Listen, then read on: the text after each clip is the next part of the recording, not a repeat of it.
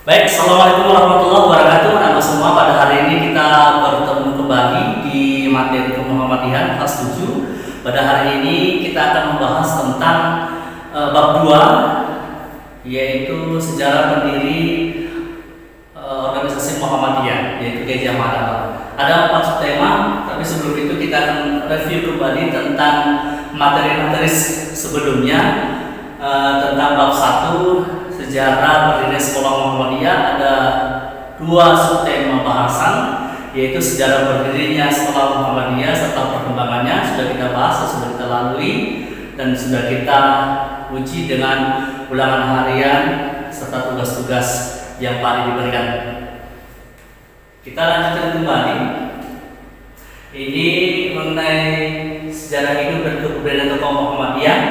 Yang perlu kita ketahui, ini kita bahasan kita bahwasanya ada 4 subtema yang akan kita bahas pada kesempatan kali ini. Yang pertama itu tentang riwayat hidup Kiai Haji Ahmad Dahlan atau Mudarris. Yang kedua mengenai pendidikan. Yang ketiga tentang kepribadiannya. Yang keempat tentang pandangan Kiai Haji Ahmad Dahlan tentang Islam dan umatnya. Anak-anak semua, hari ini tetap semangat karena kita akan melanjutkan pembelajaran. Walaupun sampai sekarang kita masih melaksanakan pembelajaran daring tentang online, tapi tidak mengurangi kualitas tentang pembelajaran kita. Tentu kita akan mendapatkan ilmu baru tentang pembelajaran daring ini. Anak-anak sekalian, kita lanjut kembali. Dengan waktu yang sangat singkat ini, kita akan bahas satu persatu. Baik, anak sekalian, kita lanjut ke materi kita, bab 2, yaitu sejarah hidup dan kepribadian tokoh Muhammadiyah, terkhusus Kiai Haji Ahmad Dahlan atau Muhammad Darwis. Tujuan pembelajaran nanti kamu bisa baca sendiri di buku paket, dibaca dengan baik, dilihat urutan pembahasannya, nanti kamu akan mengerti dan paham. Dibaca berulang-ulang, insya Allah kamu akan sangat-sangat paham tentang tujuan itu. Kita lanjut kembali tentang subtema yang ketiga, yaitu kepribadian Kiai Haji Ahmad Dahlan. Nah, ini pada hari ini inilah materi kita sebenarnya, yang pada kita mengulang sedikit tentang materi-materi sebelumnya supaya akan nyambung pada materi yang akan kita pelajari pada hari ini. Kepribadian Ahmad Dahlan banyak kita lihat dari dari contoh-contoh yang berikut ini, yang kepribadiannya itu memiliki kepribadian yang ulet, gigih dan berani. Di mana dicontohkan oleh Kiai Haji Ahmad Dahlan itu bahwa beliau memiliki sifat ulet, gigih dan berani kepribadian. Pada kelas 7 pada awal-awal itu kita sudah pernah mempelajari cari saja kepribadian itu adalah sesuatu sifat yang melekat pada diri seseorang, yang sifat itu membedakan antara dirinya dengan orang lain. Itulah kepribadian. Misalkan dia seorang yang ramah, kemudian suka membantu, maka orang akan menjuluki dia seorang yang ramah, suka membantu dan lain sebagainya. Ini contohnya ketika memunculkan gagasan pembaharuan, beliau tidak mengenal lelah untuk memunculkannya. Kemudian ketika beliau diancam untuk dibunuh, waktu itu ada surat kaleng masuk dengan ancaman untuk membunuh beliau, tapi beliau tidak gentar, sedikit pun beliau tidak gentar, tapi beliau tetap meneruskan pengajiannya. Inilah memiliki ulet, gigih dan berani. Kemudian sifat kepribadian Kiai Haji Ahmad Dahlan yang kedua itu memiliki kepribadian beliau yang gemar beramal, ya ini dia.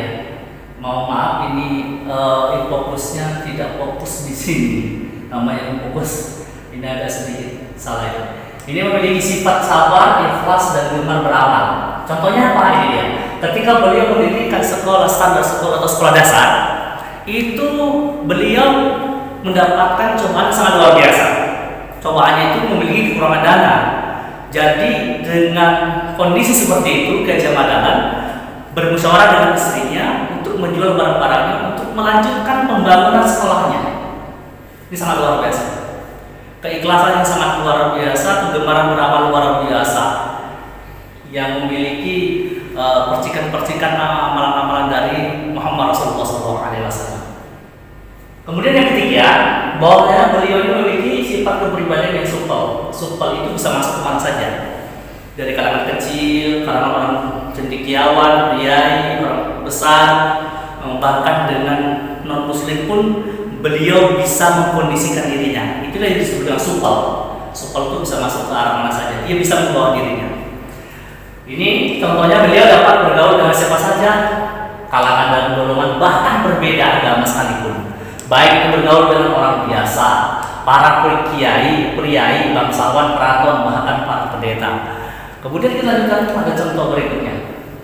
Ini pada contoh berikutnya itu pada yang non muslim ini, kita tetap menghargai keyakinan mereka, tetapi ketika cara bergaul dengan mereka itu atau ingin membuktikan bahwa keakidahan itu, kebiasaan dari Kiai Ahmad Dahlan itu adalah mengadakan dialog saja, mengadakan dialog untuk tentang keyakinan masing-masing. Kemudian yang keempat, subtema yang keempat, ini subtema yang terakhir yang akan kita bahas pada hari ini, pandangan Kiai Dahlan tentang Islam dan umatnya. Anak-anak sekalian, perlu diketahui juga bahwa tentang kepribadian pendiri organisasi Muhammadiyah ini, terkhusus oleh Kiai Ahmad Dahlan, bahwa beliau juga punya pandangan tentang Islam dan umatnya atau pengikutnya, yang yakin tentang perjuangan Kiai Ahmad Dahlan mendirikan Muhammadiyah ini. Ada beberapa item yang perlu diketahui, nanti kita bisa baca di buku paket. Ini banyak disimpulkan dengan menggunakan skema seperti ini, item-item supaya bisa lebih paham saja. Kalau di buku tidak seperti ini, tadi dibuat sedikit. Yang pertama di bidang agama, bidang sosial, kemudian ada di bidang pendidikan. Ini mohon maaf ya, di sini di bidang pendidikan, nanti kamu dapat lihat di buku paket. Kita kembali lagi di bidang agama. Bagaimana pandangan Kiai Ahmad Dahlan tentang Islam dan umatnya? Bahwa kita diperintahkan tidak boleh, bahkan kita dilarang keras oleh beliau untuk mentaklid, taklid buta. Apa itu taklid? Mengikuti sesuatu tetapi belum ditelusuri dulu apakah yang ditaklidkan orang itu, yang diajarkan orang itu benar atau tidak, sumbernya benar atau tidak, sah atau tidak. Maka kita tidak boleh ikut-ikutan. Dalam bahasa lain seperti itu, tidak boleh ikut-ikutan, harus dicari dulu. Jangan ini ustaz besar, banyak jamaahnya, lalu diikuti terus, belum tentu seluruhnya itu benar, harus dicari tentang kebenarannya. Itu di bidang agama, tidak boleh sembrono. Kemudian yang kedua, pandangan Kiai Ahmad Dahlan itu di bidang sosial.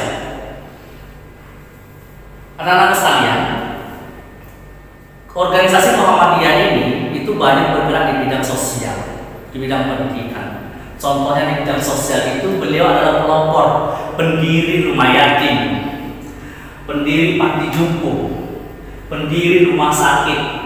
Bagaimana metode penyaluran sedekah, kurban dan lain-lainnya beliau ajarkan. Bagaimana cara memanajemen itu semua, bagaimana cara memotivasi guru. Apa sih perlunya rumah yatim?